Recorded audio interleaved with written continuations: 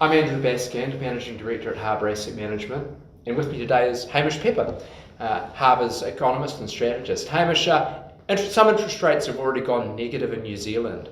The Reserve Bank is facing this crisis with everything they can. What tools are they using? Well, the way in which we've seen interest rates fall to where they are today has been a combination of factors. The first has been the very conventional method of just lowering the OCR itself to still a positive number. So the cut we saw in the first part of the year, that's sort of monetary policy in the most conventional way you'll see it. Yeah. But pretty quickly, just a week later, we went unconventional. QE for the first time, quantitative easing for the first time in New Zealand, bond buying, and in large size. We've got a $100 billion bond program now that the RBNZ have launched. And so that's been an important second wave.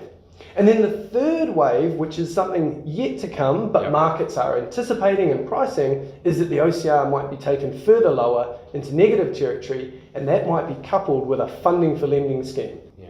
And so in your scenario where they do cut rates next year, what does that mean for the yield curve or asset prices? What do you think?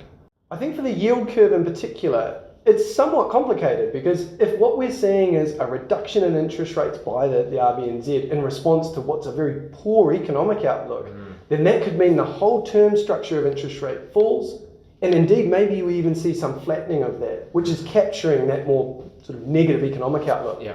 Now, if they do it differently in the way of a path of least regrets approach, that actually things look okay, there's some uncertainty, risks might still be to the downside, but we're going to go for it anyway, we're going to take the OCR lower.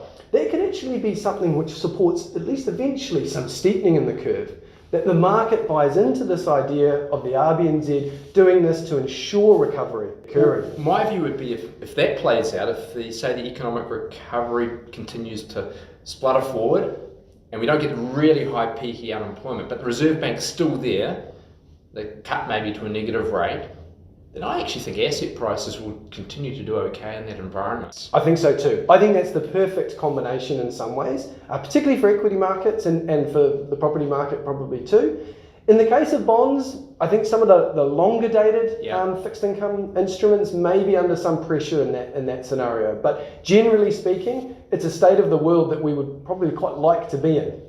Thanks very much today. Great.